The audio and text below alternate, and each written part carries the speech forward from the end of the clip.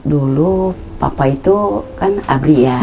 Begitu lahir Eka dipindahkan ke Irian Jaya. Harus tugas ya, pindah tugas ke Irian Jaya. Mama harus banting setir dong ya, harus ngebantu ngedongkrak keuangan keluarga. Nah mama berpikir mama ini nggak boleh begini, kalau kayak gini hidup kita nggak maju-maju. Saya harus dalam kondisi hamil, mama berusaha menjualkan makanan apa gitu. Dalam hati dari masa muda dulu sudah memang pengen punya rumah tangga yang nggak ninggalin anak, tapi menghasilkan uang dan suami keurus, anak keurus gitu. Suami nggak kekurangan perhatian dari istri, nah anak juga keurus gitu.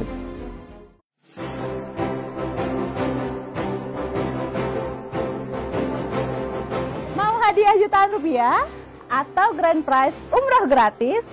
Maka saksikan terus YouTube channel Ratu Kanza ini sampai akhir ya, karena di akhir segmen kita akan bagi-bagi hadiah yang sangat banyak sekali. Dan tonton terus semua videonya, semua partnya sampai habis. Dah! Assalamualaikum warahmatullahi wabarakatuh. Ketemu lagi kita di channel Ratu Kanza. Karena wanita tidak hanya perlu cantik, tapi juga harus mandiri dan menginspirasi. Kali ini adalah edisi spesial, tidak hanya karena saya yang menjadi host utamanya, karena hari ini juga kita akan mengupas tuntas nih cerita di balik siapakah gerangan Ratu Kanza ini atau Ibu Eka Apriosa. Banyak banget nih ya pastinya nih ya Kanza lovers yang bertanya-tanya dari kemarin-kemarin, pengen dong tahu nih lebih dekat lagi nih tentang Ibu Eka Apriosa. Nah langsung saja nih ya, sudah hadir bersama-sama kita selalu ya Ibu Eka ya. Assalamualaikum. Waalaikumsalam. Dan tidak hanya ada Ibu Eka Apriosa, tapi juga ada tokoh yang penting sekali di balik kesuksesan dari seorang Ibu Eka Apriosa. Ada Mama Yus. Assalamualaikum Mama. Waduh, manis sekali ya Mama ya. Mama, ini banyak banget nih yang bertanya-tanya nih, siapa sih Ibu Eka Apriosa ini nih, bagaimana sih ceritanya nih dia dari masa kecilnya sampai dia sekarang bisa sukses banget nih ya. Ada 6 perusahaan ya? Mengepalai 6 perusahaan ya, memimpin 6 perusahaan. Wow, luar biasa. Ini tentunya bukan hanya tugas yang mudah ya pastinya. Ini pastinya juga bisa menjadi inspirasi untuk banyak wanita dan juga banyak orang di luar sana nih ya. Nah langsung saja mungkin Mama mau bercerita tentang masa kecilnya dulu deh. Kita mulai dari awal nih ya. Boleh ya Bu ya? Boleh. Mah jangan semua ya. Jangan semua. Sisain. Yang bagus-bagus aja. Dari mana nih? Dari TK, dari SD, dari mana nih? Dari lahir mungkin kenapa lahir bisa diberi nama Eka Apriosa? Mungkin dari sebelum dibentuk mah. Aduh, kelamaan. Kalau masalah dari kecil sebelum dibentuk kata Eka, saya memang baru nikah ke Jakarta itu 86 ya. 86. Nah kami saya kan katanya Eka kayak apa orang India itu memang dari hamil pertama sampai 7 bulan tuh nontonnya India gitu. India terus wow. Ya mungkin itu jadilah kayak India ya. Andai kata saya punya anak kayak itu gitu, kayak artis itu. Alhamdulillah. Sri Devi. Iya Sri Devi. Alhamdulillah tuh lahirnya jadinya begini. Nah yang jelas ya kecil Eka mama itu butuh perjuangan. Pas dulu papa itu kan ABRI ya. Begitu lahir Eka di tahun 87 pas lahir dipindahkan ke Irian Jaya. Harus tugas ya, pindah tugas ke Irian Jaya. Wow. Nah, papa itu untuk meninggalkan keluarga itu nggak siap karena mama dibawa dari Aceh ke Jakarta itu memang masih kita sendiri lah ya. Nah akhirnya seiring jalannya waktu ya tumbuh besar ya. Itu di Jakarta atau di ikut? Jakarta. Oh di Jakarta ya. Papa menolak, tapi dengan dalam arti. Oh ditolak. Tugas yang ke Irian Jaya itu sebetulnya nggak boleh kan, mereka harus wajib ya. Wajib ya. Tapi ya karena bandelnya papa milih anak dan keluarga. Jadi nggak berangkat.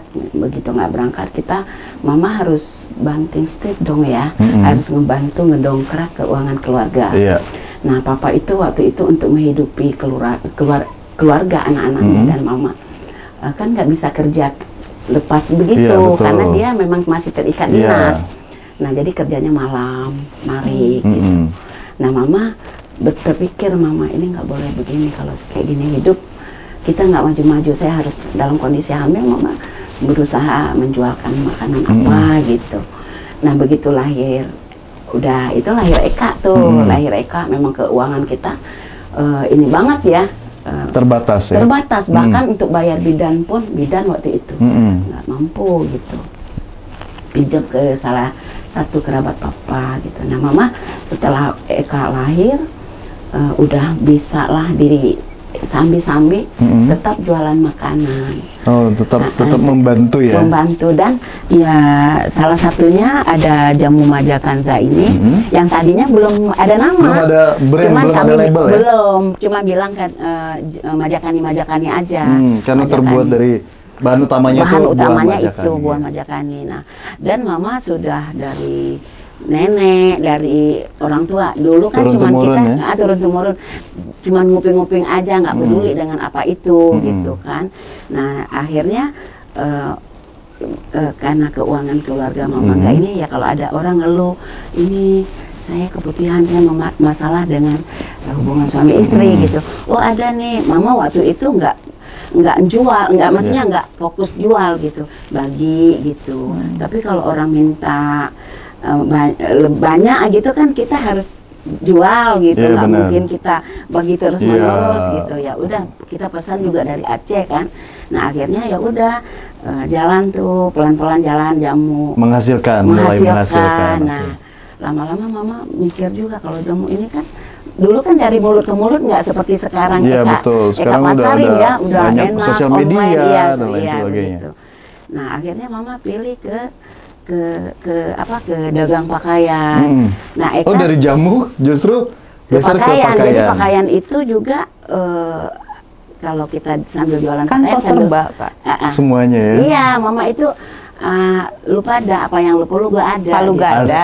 Palu gada. Apa yang lu perlu gua ada gitu. Jadi mama minta kompor, hayo. Minta ini, hayo gitu. Nah, masa kecil Eka itu memang mungkin jujur mau bilang sedih mama untuk meninggalkan anak-anak ya. Terus nggak ada keinginan untuk bekerja di luar, nggak mungkin. Ninggalin anak. Ada ya teman mama nawarin kerja untuk di toko mebel gitu. Memang dalam hati dari masa muda dulu sudah memang pengen punya rumah tangga yang nggak ninggalin anak, tapi menghasilkan uang dan suami keurus, anak keurus gitu, suami nggak kekurangan perhatian dari istri, nah anak juga keurus gitu. Itu kayaknya cita-cita semua istri itu ya. Iya mudah-mudahan anak mama juga seperti itu. Alhamdulillah sih semuanya seperti itu gitu kan. Ya. Nah itu masa-masanya Eka kecil itu mama juga nggak nyangka sih, memang dia kayak anak laki. Tomboy maksudnya. Tomboy. Dari kecil itu misalnya mama ajak dia kemana gitu, memang kayak laki dia. Jadi ya mama karena melihat dia tomboy kayak gitu, tapi mama juga mengarahkannya seperti ya kita anak perempuan bagaimana sih gitu kan. Jadi Eka ini pas umur ini masih kecil kelihatan maunya dia gitu. Nah pas dia udah beranjak ke SD ya kan, ke SMP, SMA gitu.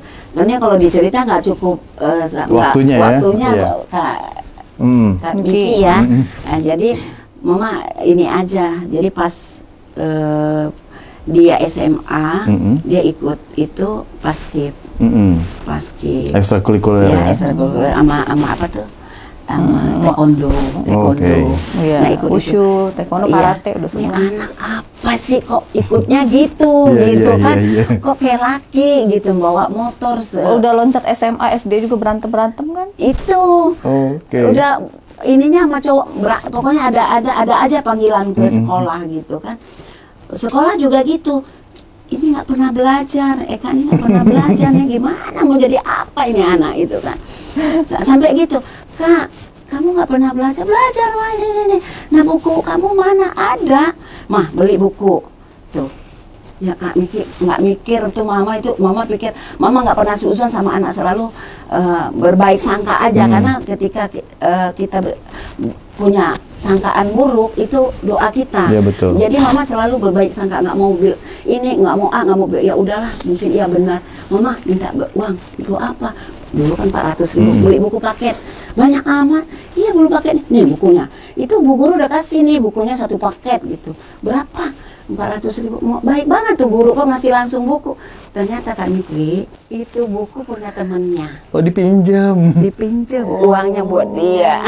Tapi bukunya nggak dibeli. Nggak Ya dibeli. Allah. Nah mama tanya nih, kak kok nggak pernah belajar sih, nggak pernah bawa buku sih? Ada buku kayak taruh di laci di sekolah gitu. Nggak diambil orang. Ya enggak lah, maka masing-masing punya laci sendiri gitu kan. Ada aja alasannya. Ada aja alasannya. Iya. Nah itu, jadi mama sampai ke situ pun nggak mau Oke. punya sangkaan buruk gitu ya. Nah, kalau misalnya dari Bu Eka sendiri nih, waktu masa kecilnya itu kan berarti sering ditinggal sama mama ya? Bener ya? Sering ditinggal sama mama. Nah, itu perasaan Bu Eka sendiri itu seperti apa? Maksudnya tumbuh gitu, terus yang apa namanya? Kan ada adik-adik juga kan ya, pastinya kan. Nah, itu harus apa ya, harus tetap belajar sekolah, melakukan tugas-tugasnya juga. Nah, sementara nih sosok orang tua yang biasanya anak-anak lain itu punya, selalu ada setiap dibutuhkan. Nah, ini kan mamanya juga sibuk gitu kan, papa juga bekerja gitu. Nah, dari Bu Ekanya sendiri itu seperti apa waktu masih kecilnya? Ya sempat protes lah Kak. Oh, sempat protes ya? Protes, udah gitu kan, mama tuh kayak apa ya, kayak robot bener-bener. Jadi bangun tidur, Kerja terus ya? bangun tidur udah masak, ngurusin rumah, bebenah. Kan kita nggak pakai pembantu kan, bebenah sampai anak sekolah. Begitu anak sekolah dia ke Tanah Abang, terus ke Tanah Abang belanja, pulang-pulang mungkin jam 11 sampai kadang-kadang sampai saking ngiritnya nggak mau makan di, kalau lo udah lapar kan di sana kan banyak kantin, nggak makan, makannya di rumah.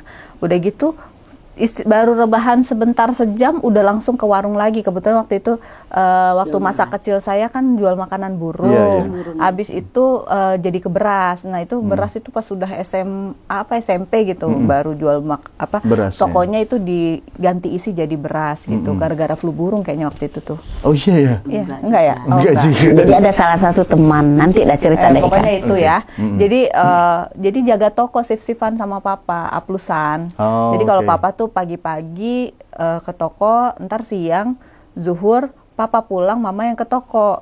Jadi mama tuh kayak nggak ada berhentinya gitu kan. Pagi, siang, balik lagi ke toko, nungguin toko. Sedangkan papa balik lagi ke rumah ya tidur. Oh, tidur. Nah, kan, Jadi sempat sebelnya sama sosok papa tuh dari situ gitu. Cuman selalu mama mengajarkan gimana pun juga itu papa kamu, papa kamu. Jadi saya tuh sempat marah gitu. Ih, Protes gara-gara ya? papa nih, gara-gara papa kok kayaknya papa sebagai laki-laki tuh santai gitu. Sehingga membuat mama kayak robot gitu loh. Kerja keras ya. Padahal bukan papa yang nyuruh, memang mama sendiri emang nggak bisa diem gitu. Cuma kan maksudnya seandainya papa yang ngambil alih toko itu seharian, kan mama udah abis pulang dari Tanah Abang, udah santai di rumah nunggu anak pulang ngurus sekolah, rumah aja ya. kita bisa. Karena mama kan cuma setengah hari sebenarnya, siang itu udah nggak ngapa-ngapain gitu. Maksudnya kalau misalnya nggak ditungguin Nggak harus ke tokonya. toko. Nah itu sempet disitulah sempet saya mikir, aduh saya nggak benar-benar kurang kasih sayang, dan saya mikir kalau saya nikah nanti saya nggak mau kayak gitu. Saya nggak mau kerja ninggalin anak kayak gitu kan. Sempet mama suruh jualan, nggak mau nanti kayak mama. Udah waktu itu kan trauma ya? iya. Kamu jualan nanti, siapin 3 hal, siap ditinggal mati, siap ditinggal kalau suaminya sakit nggak bisa cari duit lagi, cacat atau apa gitu kan, siap ditinggal kawin lagi gitu kan.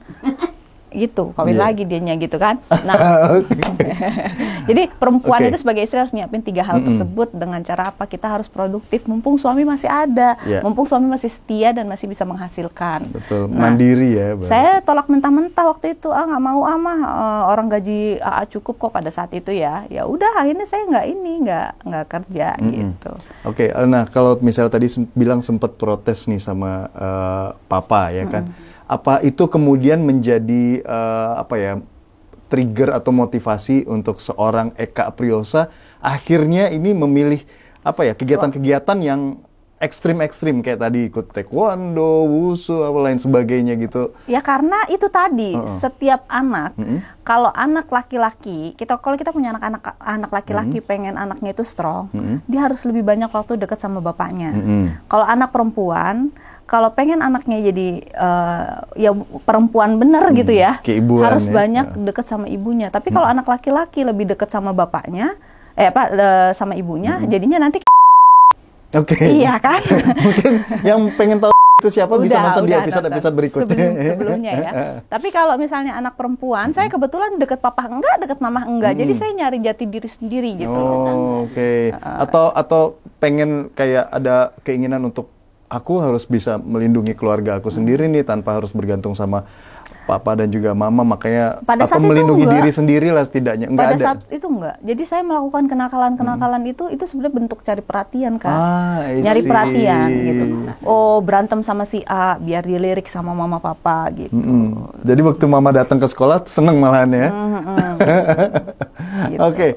Nah, kalau misalnya kita bicara tentang kenakalan-kenakalan yang pernah dilakukan oleh seorang sosok Eka Apriosa nih, katanya pernah ikut balap-balapan ya. Nyeri haid aku hilang dan badan aku itu makin seger, makin enak buat aktivitas sehari-hari. Pokoknya enak deh, enteng aja badan aku rasanya.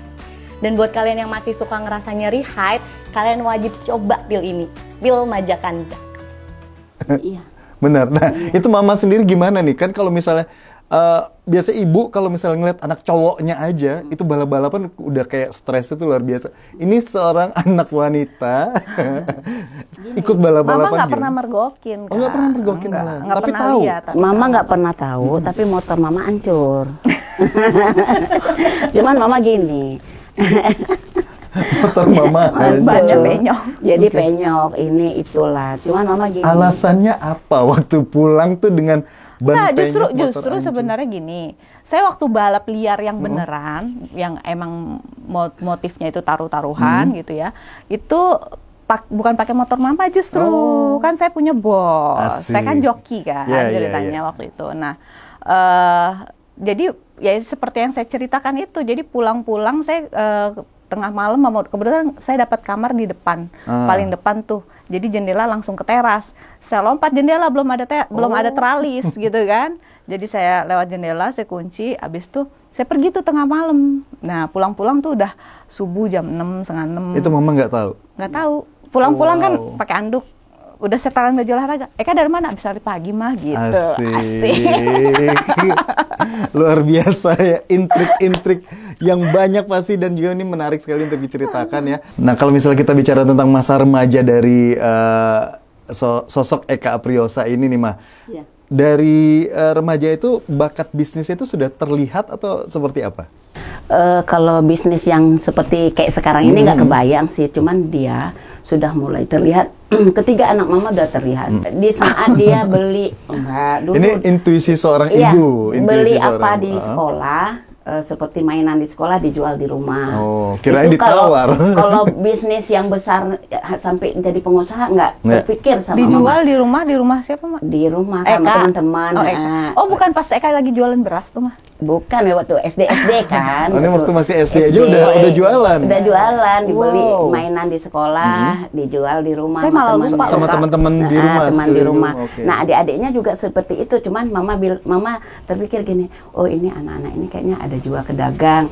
Nah, seperti mama kan mama jualan baju keliling waktu itu kredit baju. Mama lihat kalau Eka yang nagih, mama bisa dapat uang banyak. Oh gitu? Karena? Nggak tahu, dia jutek kali ya. Tante, kan tukang kredit gini mama. Dia gini, tante, mama suruh minta uang. Asik. Nggak ada senyum tuh, nggak ada senyum pakai sepeda. Suruh minta uang. Tante ini yang mana nama? Tante ini di mana rumahnya? Tante ini, misalnya tante Titik di mana? Tante Ida mana? Ini mana? Nggak tahu itu. Gue kagak bilang ke saya, Yus, lu suruh tagih anak lu serem amat. Emang kenapa? SD masih kecil. SD ya. Kan masih kecil, kenapa? Ngomong apa dia gitu kan? Enggak, jutek banget, gue kagak kasih, nggak tega, gue kasih aja, gue bayar, bener. Kalau main lagi banyak yang nunggak. Banyak alasan pasti maaf ya, libur dulu gitu. Bener. Jadi dapat Eka sekali lagi bawa 400, pulang dulu. Mungkin dari situ bisa terlihat bakat debt collector mungkin. Bisa jadi. Bisa langsung nagih dan langsung dibayar. Memang loh. benar. Nah, Wow. pas udah SMP apa SMA ya, beras kan, mama tuh beralih ke beras waktu makanan burung tuh belum kita suruh ke situ, ke beras. Kebuka aib gua nih atu-atu. Suruh nungguin beras tuh ya. Kak, tungguin nih ya, nih daftar harga. Kak boleh naikin harga 2.000 aja. Dari harga daftar harga. 2.000 itu buat Eka gitu. Kak Miki, tahu nggak berapa dinaikin harga? 10.000 satu karung. Tapi ada yang beli? Beli, kan anak kecil, maksudnya anak SMP. Iya, pasti orang mikirnya semua, SMP ya nggak mungkin lah ya naikin harga sampai SMP ya? segitunya. Terus tahu nggak 10.000-nya dikemanain? Masuk kantong aing. Kantong Iya, pasti dong. Kan soalnya udah dibilang. Kata papa gini, selisihnya boleh disimpan. Ini sebulan kita suruh nunggu Eka, bulan berikut kita tutup toko. Iya bener. Kagak ada yang belanja, Bener, mahal. bener. Udah benar. Dan Eka tuh ketika Oh, tapi itu mama tahu? tahu. Oh gitu. Kan ada yang lapor. Dikasih tahu. Oh, ada Mama, yang anak lapor. kamu mahal serius gitu. Iya, dikasih laporan kan. Gitu. Ada yang ngadu mungkin ya. mama pergi ada undangan, ada pengajian sama papa gitu kan, nunggu Eka sebentar gitu. Nah, sudah begitu dia apa namanya? Dia kalau misalnya salah satu karyawan mama nggak masuk, kan ada laki-laki itu Mas Anda ya. Mas Anda pasti dia ada. Kalau nggak masuk, dia yang ngantar. Udah mah buka aja biar Eka yang ngantar. Asik. Gitu. Dia ngantar ke rumah orang itu. Yang pesan itu bukan orang-orang biasa, komplek-komplek gitu kan. Masya Allah Bu, anaknya perempuan itu mau. Ya dia mau Bu. Ya Allah. Jadi dikasih uang tip ya. Dilebihin. Udah ini dia dijatuhin aja. Dia kan nggak sanggup ngangkat. Kalau karung gede nggak sanggup ngangkat tuh. Dijatuhin aja ke situ. Pokoknya ke depan rumah itu, motornya dimiring kan, beras jatuh tuh. Nah udah, nanti ada yang ngangkatnya ke dalam. Nah itu dalam hati mama gini, mama memang bersyukur punya anak ya, anak perempuan. Dari dulu sampai sekarang pun kan kepengen banget punya anak laki gitu ya. Jadi sekarang ini, apalagi sekarang ini, sosok anak mama maupun perempuan laki-laki itu bagi mama tuh sama aja. Ketika mama kondisi dalam seperti sekarang ini, dia pun bagaikan laki-laki, siap ngantar kemana aja, mau uang, mau tenaganya, mau perhatiannya, siap. Nah di situ mama kadang-kadang, ya Allah, yang dulunya nakal, jadi terbayar ya, terbayar. Nah mama kan sempat suruh kuliah, ini kayak laki, Eka kayak laki Pak. Kata papa gini, papa kan abri, dia masuk akabri aja. Gitu kan, Nurusin papa ya? Nurusin papa, masuk akabri aja, kan mahal sampai ratusan juta, bla bla bla, gitu. Ya kita ini nasib gitu kan. Mama sih siap-siap juga, makanya nggak terlalu ke rumah, siap-siap juga buat Eka tuh kalau mau masuk akabri, ya uang 100 juta. Kebayang kan Kak, segimana tomboynya saya sampai orang tua mau masukin akabri. Gitu. Kebayang lagi adalah kemana nanti majakan saya? Saya benar-benar tidak terpikir itu Kanza itu seperti ini. Jadi nggak terpikir saya suruh Eka kuliah, dia bilang mau jadi pengusaha. Terus? Dia mau kuliah, mau jadi pengusaha. Pengusaha apa?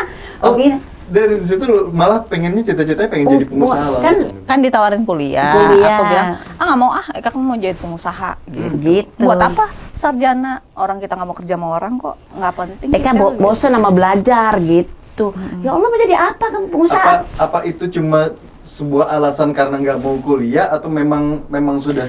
Dia minta modal, Miki. Dia minta modal sama mama untuk butik 30 juta waktu itu. Mama bilang gini, kamu minta modal 30 juta, oke mama kabulin modal kamu 30 juta. Tapi pengalamanmu mana gitu kan, maksud mama kayak gitu kan. Mana pengalaman kamu gitu. Enggak, kuliah dulu. Mbak, kamu jadi pengusaha gitu. Pengusaha apa? Orang ijazah SMA pengusaha apa? Mau gitu. Nah, mungkin Allah punya tapi rencana lain. Iya, punya rencana lain, betul. Karena memang dididik sama papa tuh kita lebih baik usaha sendiri, biarpun cuman warung kelontong, tapi milik sendiri, walaupun hasilnya kecil, tapi kita nggak disuruh-suruh orang. Nah, jadi mindset saya kebentuknya saya itu nggak mau kerja kantoran. Jadi mindsetnya dari kecil tuh sudah jadi bos. Iya. Pengennya jadi bos. Enggak, memang dari keluarga besar kita, mama dan papa itu banyaknya memang pedagang. Dari dulu, termasuk nenek ayah saya juga gitu. Jadi usaha koperasi apa gitu kan. Jadi di sana tuh dari keluarga papa itu dia ini emas, toko-toko emas. Kalau dari keluarga mama lebih ke dagang gitu. Jadi mungkin di situ udah mengalir kali darahnya, termasuk kayak mama sendiri gitu. Ya udah, dia nggak mau kuliah, ya udah mama iniin aja. Nah tiba-tiba dia minta kawin muda. Lebih pusing mama. Wah, udahlah tadi mau disuruh kuliah, Iya. terus malah pilihnya pengennya jadi pengusaha. Nah, terus tiba-tiba sekarang malah minta nikah muda. Waduh. Yang lucunya, Miki nikah muda disuruh cari sama mama. Nggak ada calonnya.